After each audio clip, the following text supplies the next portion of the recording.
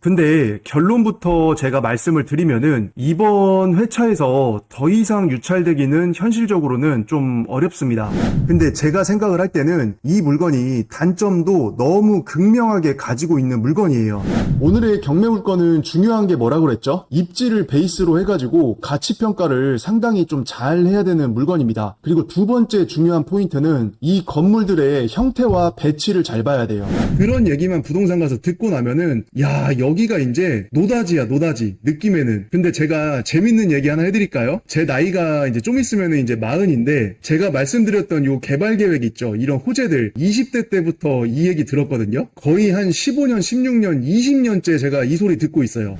반갑습니다. 공장 투자의 진심인 남자 셔령입니다. 오늘 또 저와 함께 경매로 나온 공장 물건을 한번 살펴볼 겁니다. 경기도 화성시 우정읍에 나온 경매 물건인데 우리가 이거를 딱 봤을 때 한 차례 유찰이 됐기 때문에 지금 최저 가격이 6억 300만 원 정도밖에 안 돼요. 이 금액밖에 안 된다고 해서 좀 죄송한 표현이긴 한데 근데 이제까지 우리가 봤던 공장의 어떤 감정가, 최저가 이런 거 보면 20억, 30억, 40억 이런 게 되게 많았잖아요. 하지만 오늘의 경매 물건은 경기도 화성시에 나와 있는 공장 경매 물건인데 최저가 기준 했을 때 6억 300만 원이면은 절대 비싼 가격은 아닙니다. 우리가 이제까지 흔히 봤던 그런 가격대랑은 확실히 좀 다르죠. 그리고 이거 최저가 지금 기준 했을 때 평당가를 확인을 해보면은 184만 원입니다. 요즘에 경기도 화성시에서 평당가 180만 원짜리 이런 공장, 제조업소 이런 물건 찾기가 상당히 힘들어요. 정말 뭐 입지가 안 좋다거나 저기 뭐 바닷가 쪽 외곽에 위치해 있다거나 연식이 너무 오래돼가지고 안 좋다거나 뭐 이런 단점들이 들어가 있는 물건이 아니면은 180만 원대 공장이나 제조장 이런 물건들을 일반 매매에서 찾아보기가 정말 힘듭니다. 그래서 금액으로만 봤을 때는 우리 경매 물건이 정말 지금 메리트 있는 가격이고 이따가 이제 이 물건이 진짜 이번 회차에 뭐 들어갈 만한 금액인지 아니면은 뭐 장단점을 비교를 딱 해봤는데 좀 더 유찰을 기다려야 된다 이런 건지는 같이 영상에서 이제 살펴보겠습니다. 근데 결론부터 제가 말씀을 드리면은 이번 회차에서 더 이상 유찰되기는 현실적으로는 좀 어렵습니다. 왜냐면은 지금 이 평당 가격 184만 4천 원 그리고 이 최저 가격 6억 300만 원이라는 가격을 놓고 이 공장을 한번 생각을 해보잖아요. 그러면 요렇게 지금 다 지어져 있어가지고 여기가 또 보면은 2차선 도로에서 이렇게 접해 있습니다. 물론 이제 사용 승인일을 보면은 2013년도기 때문에 지금으로부터 한 11년 정도 된 물건이긴 합니다. 근데 건물이 다 들어가 있고 이렇게 2차선 도로에 접해서 바로 들어가는 공장인데 184만 원의 지금 최저가 기준했을 때 금액이라는 거는 여러 가지 생각을 이제 들게 하는 거죠. 왜냐면 요즘에 뭐 부동산 경기가 안 좋다, 뭐 제조업의 업황이 안 좋다 이런 부동산 시장의 상황은 있는 거긴 한데 화성시만 보더라도 공장을 지을 수 있는 인허가를 받을 수 있는 이런 계획관리의 산업관리형 토지다 이렇게 했을 때는 원형지 값만 해도 100만 원 초중반 아래로 나오는 거를 일단은 찾기가 힘들고 우리가 이런 토지를 딱 찾았다 라고 딱 했을 때 거기 위에다가 이제 인허가 받아가지고 공장을 지어야 되잖아요. 근데 또 건축비가 많이 올라버렸죠. 그래서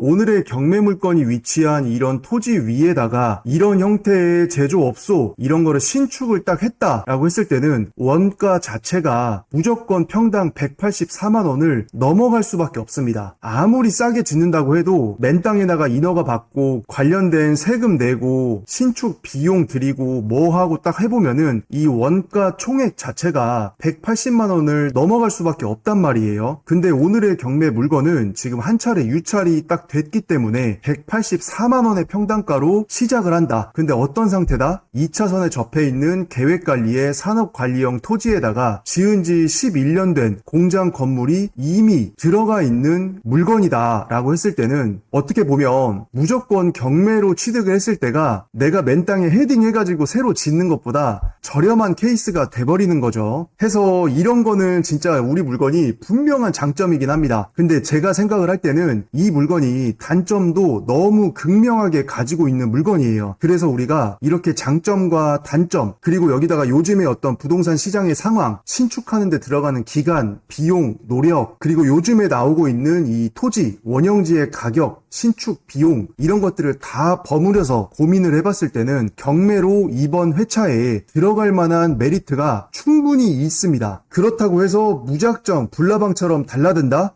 그러면은 안 되죠. 장단점을 잘 비교 분석을 해보고 공장에 대한 정확한 가치를 판단을 해본 다음에 다가오는 9월 10일 날 이번 회차에 들어가야 되는 거는 맞아요. 그래서 여기 어디예요? 여기 수원지방법원에 가서 우리가 마주쳐야 될 거는 맞기는 맞는데 금액을 이제 얼마를 적을 거냐, 입찰가를. 이게 이제 관건이 되는 거죠. 나는 이 공장 무조건 낙찰을 받겠다 해가지고 여기 최저가에서 많이 높여서 써버리면은 사실 일반 매매로 사는 거나 이렇게 경매로 들어가서 낙찰 받는 거나 크게 차이가 없습니다. 근데 어디까지나 우리가 지금 이 물건은 경매로 접근을 하는 거니까 경매적인 관점에서 메리트를 가지고 취득을 해야 된다. 이 점을 또 우리가 좀 기억을 해야 됩니다.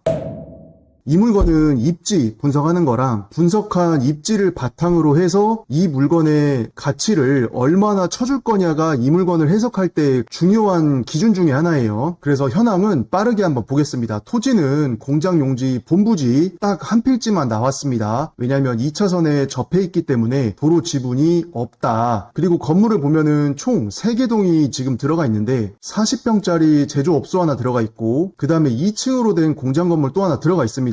근데 이거는 한 층당 25평 정도 이렇게 나오고 있어요. 그러니까 이게 이제 크기가 그렇게 크지는 않은 겁니다. 그리고 또 한쪽에 60평짜리 제조업소가 들어가 있다. 그러면 우리가 1, 2층짜리 사무동 하나 들어가 있고 60평짜리 제조장 하나, 40평짜리 제조장 하나 요렇게 들어가 있는 건물이다. 근데 특징적으로는 사용 승인일이 요거는 2013년, 얘도 2013년, 근데 얘는 2016년입니다. 그래서 몇 년 정도 차이는 있는데 그렇게 큰 차이는 아니에요. 그리고 그 외에는 이제 창고나 연구실, 보일러실, 통로 이런 제시외 건물이 들어가 있는데 이거는 가치 평가할 때 크게 중요하지는 않습니다. 임차인 현황은 다 이분들은 대항력이 없기 때문에 우리가 신경 쓸 거는 없어요. 근데 여기 빨간 글씨로 이제 대항력이 있다고 적혀 있는 분이 한 분 계시는데 임차인의 사업자 등록 이름을 봤더니 이거 소유자랑 똑같죠? 여기 맨 위에 적혀있는 여기 소유자 명의, 그래서 소유자, 채무자랑 이 임차인 명의랑 똑같기 때문에 이런 경우에는 낙찰자가 이거를 인수를 한다 안 한다? 안 한다. 토지 등기부를 딱 봤을 때는 이 정도면은 깨끗해요. 그리고 말소 기준 등기가 2016년 5월 달에 설정된 근저당인데 요 말소 기준 등기 이하로는 그 밑에 가압류들은 다 소멸입니다. 그래서 권리 분석상에 특별히 어려운 물건도 아니에요. 오늘의 경매 물건은 중요한 게 뭐라고 그랬죠? 입지를 베이스로 해가지고 가치 평가를 상당히 좀 잘 해야 되는 물건입니다. 그리고 두 번째 중요한 포인트는 이 건물들의 형태와 배치를 잘 봐야 돼요. 이거에 따라서 활용성이 이제 범용성이 있냐 없냐로 조금 갈리기 때문에 이런 것들이 결국에는 그 공장에 대한 수요, 이 크기를 결정을 할 수밖에 없고 이 수요의 크기가 또 뭐에 영향을 받냐면 입지에 영향을 받아요.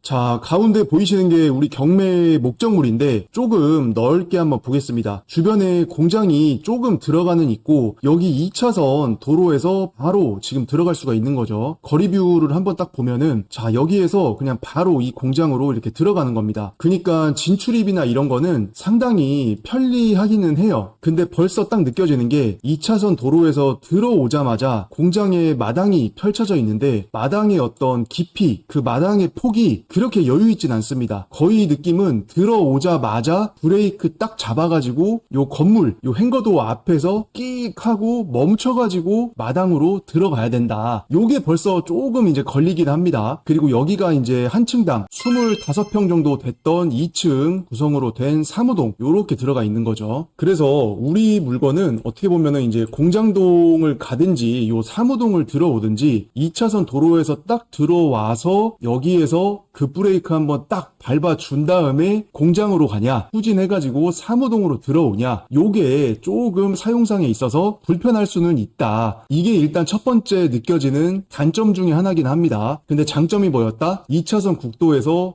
바로 들어가는 도로에 접해 있는 공장이고 도로 지분이 하나도 없는 알땅으로 된 물건이다. 요거는 또 장점입니다. 계속해서 좀 더 넓게 볼게요. 이거는 입지를 상당히 좀 잘 판단을 하셔야 됩니다. 주변에 딱 봤는데 공장이 뭐 그렇게 많은 느낌은 전혀 아니죠. 거의 뭐 논바닥, 밭대기 이런 거밖에 없습니다. 여기 저수지 하나 들어가 있고 공장의 어떤 밀집도나 이런 숫자 자체가 넓은 느낌은 아니에요. 그리고 좀 더 이렇게 봤더니 이쪽은 이제 어딥니까? 바닷가 매운 거. 여기 바로 옆에가 이제 화홍방조제가 있기 때문에 여기가 옛날에는 다 바다였습니다. 그래서 여기에 이제 군공항을 이전을 한다 어쩐다 뭐 이런 얘기가 몇 년째 나오고 있는 동네고, 우리 경매 물건에서 화수리 쪽으로 올라와서 주곡리를 가야 그나마 이제 여기에 공장 창고가 조금 보이기 시작을 한다. 그리고 이쪽으로 올라오면은 우리한테 익숙한 평택 시흥 고속도로에 조암 톨게이트가 들어가 있죠. 여기 톨게이트 주변에는 여기 주곡리의 주곡 산업단지라던가 밑에 금이리의 공장단지, 이쪽도 금이리죠. 그리고 여기 장안 첨단 산업단지, 그리고 여기에 석포리, 서근리, 덕우리 이런 식으로 해가지고 조암IC 위편으로 올라와야 우리가 흔히 볼 수 있는 이런 공장 창고 밀집 지역이 형성이 되어 있습니다. 그리고 위쪽에는 여기 이제 현대기아 남양 연구소가 들어가 있고, 좀 더 넓게 보면 이제 여기 팔탄면 유람리나 구장리, 여기 위에 창곡리, 화성시청이 들어가 있는 남양읍, 요쪽에 송산마도 공장단지 들어가 있고, 이 위쪽으로 양놀이, 북양리 들어가 있고, 이런 식으로 공장 창고가 펼쳐져 있는 지역이 비로소 나오는 거죠. 여기 이제 봉담의 공장 밀집 지역, 그 다음에 정남, 여기에 향남 신도시가 들어가 있고, 이쪽에 이제 공장들이 또 한무대기가 들어가 있죠. 해서 여기 향남 톨게이트 건너서 오른편에 서탄면 금암리나 수월암리, 그리고 제길이 음양리 덕절리, 좀 더 건너가면 이제 오산 세교 신도시가 펼쳐져 있죠. 그래서 우리가 지금 여기까지 오는데 제가 지도를 오른쪽으로 한참을 왔습니다. 그 말인 즉슨 우리 경매물건으로 다시 가려고 하면은 한참을 다시 왼편으로 와야 된다. 그럼 이 말은 뭐예요? 공장이 밀집되어 있는 지역, 그 다음에 수원이나 동탄, 오산, 향남, 봉담, 안산, 군포, 의왕 이런 도시지역이랑은 거리가 우리 경매 물건이랑은 상당히 조금 멀리 떨어져 있다 이 말이죠. 자, 좀 더 이렇게 보면은, 자, 여기 빨간색이 우리 경매의 목적물입니다. 그러면 딱 벌써 시흥이나 광명, 안산 이쪽에 있고, 군포, 의왕, 과천, 금정 뭐 이런 데 여기 들어가 있고, 수원 이쪽에 들어가 있죠. 봉담 여기 들어가 있죠. 여기 병점이나 영통이나 동탄이나 오산이나 평택의 고덕 신도시, 그 다음에 위쪽에 송탄, 진위, 요렇게 이제 사람들이 많이 살고 주로 거주를 하고 있고 공장을 찾아 들어오는 이런 수요 측면에서 봤을 때는 이 도시에 사는 사람들이 공장 창고를 매매든 임대든 찾으러 들어올 때 여기 비봉면 양놀이나 남양읍 북양리 첫 번째로 이렇게 들어오겠죠. 그 다음에 이쪽에서 고속도로 타고 송산 쪽으로 들어오겠죠. 그 다음에 이쪽에 계신 분들은 봉담이나 정남 이쪽을 먼저 찾으러 들어오겠죠. 여기 정남도 마찬가지고 향남 마찬가지고 양감 마찬가지고, 그 다음에 평택 고덕이나 이런 데 계신 분들은 이렇게 어연이나 청북이나 이런 지역을 먼저 찾으러 들어올 겁니다. 아니 그러면은 우리 경매 물건이 위치해 있는 우정읍 원안리 같은 경우에는 한창 바닷가 쪽에 있잖아요. 이렇게 인구가 엄청나게 많이 포진되어 있는 도시 지역에서 우리 경매 물건까지 임대든 매매든 공장을 찾으러 들어오는 그 수요, 이거를 생각을 해보면은, 자, 첫 봤다가 여기라고 했는데 여기에서 공장 창고 구한 다음에 못 구하거나 비싸거나 자리 없거나 이러면은 조금씩 안으로 더 들어오는 거예요. 화성시 관내로 요렇게 몇 번을 거쳐서 들어와 봤더니 이제 여기 금일이나 주곡리나 화술이나 원안리나 사랑리나 이런 서쪽에 있는 지역을 비로소 공장 창고를 찾으러 들어오는 겁니다. 그러니까 우리 경매 물건까지 공장 창고 물건을 임대든 매매든 찾으러 들어온다 하려면은 그 전에 포진되어 있는 이 수많은 공장 창고 밭을 뚫고서 살아남으신 일명 공장 창고를 못 구하신 우리 난민, 그 난민 분들이 여기 원안리나 화술이나 요 밑에 조암 시내 통과해가지고 이쪽에 사랑리나 덕달이나 이런 동네까지 비로소 그제서야 찾아서 오는 거예요. 임대든 매매든. 그러면 그 말인즉슨 뭐다? 공장 창고에 대한 수요가 이런 지역들은 세다 약하다? 약하다. 그러면은 내가 이쪽 지역의 공장 창고를 가지고 있잖아요. 임대든 매매든 시장에 내놨을 때 내 공장이 나가는 속도가 빠르다, 느리다? 느리다. 근데 이거는 절대적인 건 아닙니다. 상대적으로 느리다는 거예요. 왜냐면 입지라는 거는 항상 상대적인 겁니다. 그래서 절대적인 수치는 아니지만 이 화성평택의 공장 시장이 돌아가는 그 원리 자체가 수요의 흐름의 측면에서 보면은 이 수요를 우리 경매물건이 받아야 된다라고 하면은 상당히 시간이 좀 소요될 확률이 높습니다. 특히나 요즘같이 이제 부동산 거래 시장이 조금 약해져 있거나 제조업의 업황이 안 좋다. 이런 경우에는 이 도시에 붙어 있는 이 위쪽 이런 공장 창고에 대비했을 때는 이 평택시흥고속도로 넘어서의 이 서편 동네 이쪽 동네에 대한 이 수요가 여기 위에보다는 당연히 약할 수밖에는 없기 때문에 이러한 점들이 반드시 우리 입찰 가격 그리고 내 임대료 내 낙찰받은 공장을 팔 때의 매매 가격 그리고 이쪽에 나와 있는 토지, 원형지의 가격, 일반 공장창고 매매 시장에서의 공장창고의 가격 이런 것들이 똑같아요. 돌아가는 원리가. 그래서 입지라는 게 상당히 중요한 거고 특히 공장 창고 투자를 하시든지 아니면 원형지를 그냥 사가지고 공장 개발을 하든 상가 개발을 하든 빌라 개발을 하든 그 수요적인 측면을 잘 간파를 해서 분양성 평가를 잘하는 게 정말 중요합니다. 그래서 제가 영상 초반에도 그렇고 지금도 그렇고 우리가 오늘의 경매 물건을 볼 때는 단순히 2차선에 접해 있다. 평당 가격이 저렴하다. 이런 거가 100% 다 맞는 말이기는 해요. 맞는 말인데 어디까지나 이 경매 물건이 앉아있는 이 공장 건물 있죠. 이 건물이 앉아있는 토지의 위치, 입지, 이거에 대한 수요적인 측면, 이거에 대한 입지 분석, 그리고 여기에서 오는 이 공장 창고에 대한 가치, 얼마 정도면은 수월하게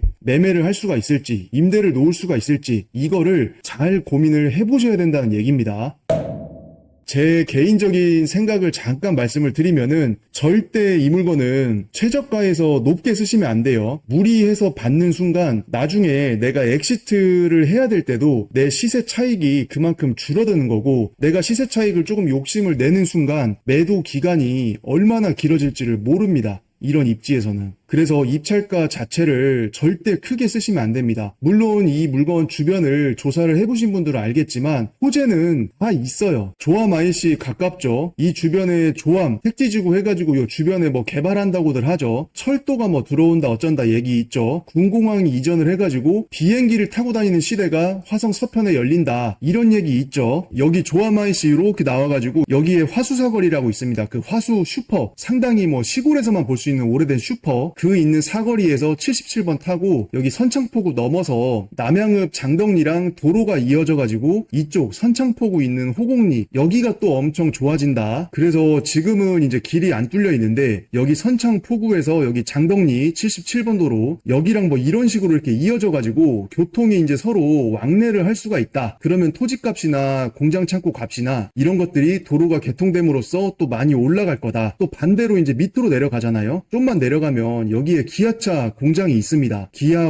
오토랜드라고 해가지고 여기에 이제 전기차 공장 증설한다고 하죠. 그 다음에 여기에 우정 국가산단 또 개발하는 거 있죠. 지금 한창 분양을 하고 있어요. 그러면 여기에 우정 국가산단 해가지고 도로도 또 이런 식으로 또 뚫릴 거고 그러면 지금은 여기 이화리 여기가 완전히 변방 느낌인데 또 다른 모습이 되기는 하겠죠. 이런 식으로 이 경매 물건이 위치한 우리 원안리 주변으로 해가지고 이 화성 서편에 대한 여러 가지 이제 뭐 개발 호재, 좋아지는 호재, 개선된다는 호재, 그런 호재의 소식은 다 있습니다. 아, 그리고 그거 있죠. 여기 서평택 항 주변에 또 도시개발 사업 해가지고 그거 진행한다고 하고 그런 얘기만 부동산 가서 듣고 나면은 야, 여기가 이제 노다지야, 노다지. 느낌에는. 근데 제가 재밌는 얘기 하나 해드릴까요? 제 나이가 이제 좀 있으면은 이제 40인데 제가 말씀드렸던 요 개발 계획 있죠. 이런 호재들. 이거 제가 20대 때부터 이 얘기 들었거든요. 거의 한 15년, 16년, 20년째 제가 이 소리 듣고 있어요. 어떻게 보면은 이 얘기들을 지금 처음 들으시는 분들은 우와 하고 이제 이쪽에 정말 그 장밋빛 청사진을 바로 이제 막 이렇게 그리시는 분들이 분명히 있을 겁니다. 근데 저같이 20 몇 살 때부터 한 15년, 16년 전부터 이런 얘기를 들어오신 분들은 이런 얘기를 딱 듣잖아요. 아, 그래, 알았어. 더 해봐.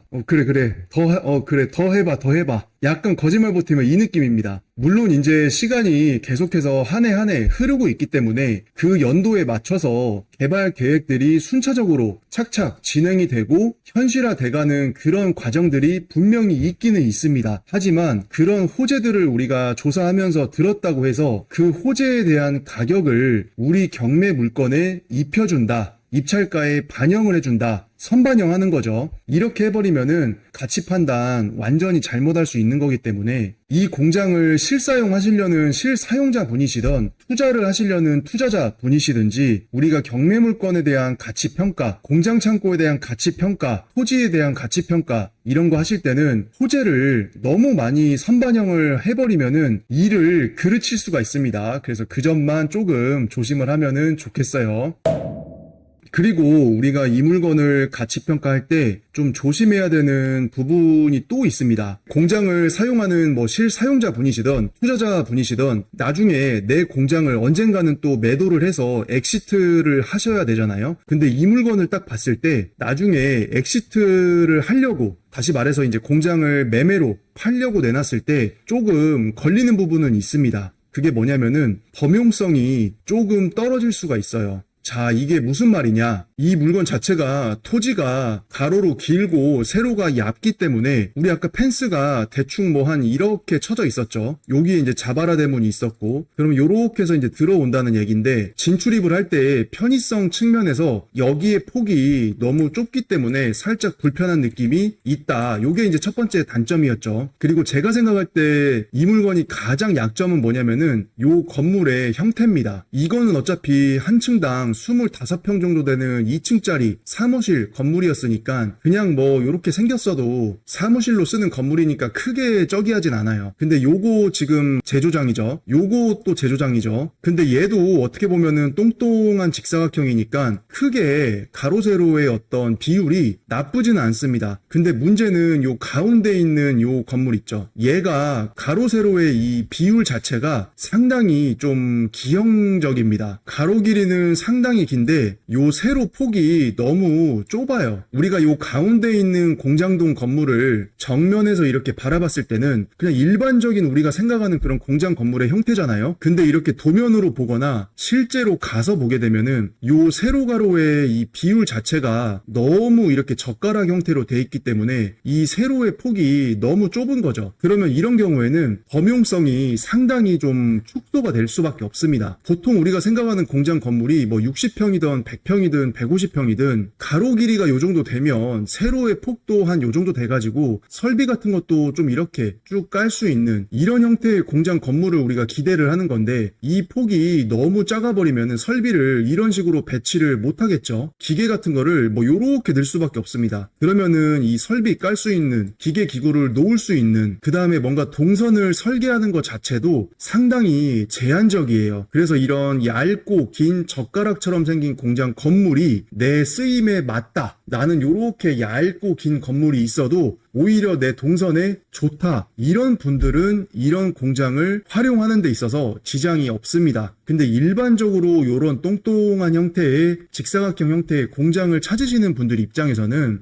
이런 건물은 하등 쓸모가 없다라고 하기엔 그렇고 활용하기가 상당히 좀 현실적으로 어려운 경우가 많습니다. 그럼 내가 임대든 매매든 이 공장을 보러 왔을 때 사장님 공장이 요거는 괜찮고 사무실 25평짜리 2층으로 돼 있는 거 있는 것도 좋은데 요 가운데 건물이 약간 조금 애매해서 내가 이 공장은 조금 어려울 것 같으니까 혹시 다른 공장 좀 볼 수 있습니까?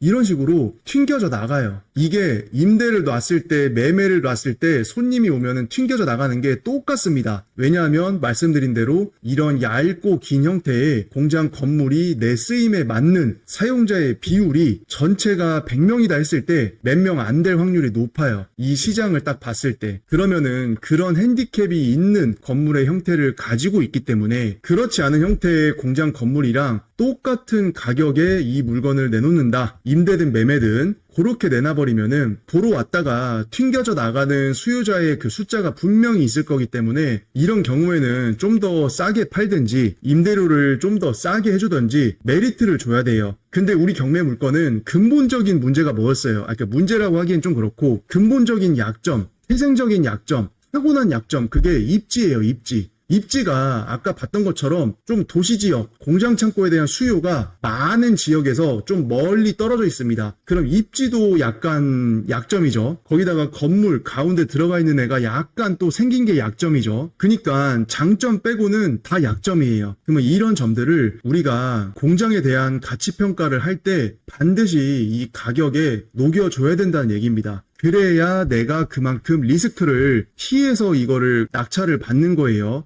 이 물건이 가지고 있는 구조적인 특성 이런 거 생각을 안 하고 일반적인 공장 창고 물건 생각해가지고 시세 조사하고 그 시세 여기다가 그대로 매겨가지고 입찰가 산정하고 나중에 내가 공장을 매매든 임대든 내놨을 때 일반적인 형태의 도시지역에서 멀지 않은 입지에 그런 공장 생각하고 물건을 내놓는 순간 기다림이 길어질 수밖에 없는 겁니다. 그래서 그 점을 우리가 이번 경매 물건 볼 때는 반드시 고민을 잘 하신 다음에 입찰 가격에 보수적으로 이거를 녹여서 평가를 해줘야 된다 해서 이 점을 잘 판단 한번 해보시고 이번 2회차에 들어가실 분들은 들어가시면 될 것 같아요. 근데 제 생각에는 말씀드린 대로 이번 회차 6억 300만원 평당가로 따지면은 아까 184만원 정도 됐었죠. 그 가격보다 더 유찰되기는 현실적으로는 힘듭니다. 그래서 여기서 유찰을 한 번 더 기다리는 거는 욕심이고 이번 회차가 들어갈 타이밍이 맞기는 맞습니다. 대신 얼마나 덜 써가지고 먹냐 단점들을 여러 찌고 있는 경매 물건이니까 얼마나 안전하게 낮은 가격으로 취득을 하냐 이게 관건인 경매 물건입니다. 이번 물건에서도 좋은 결과가 있기를 바라겠습니다.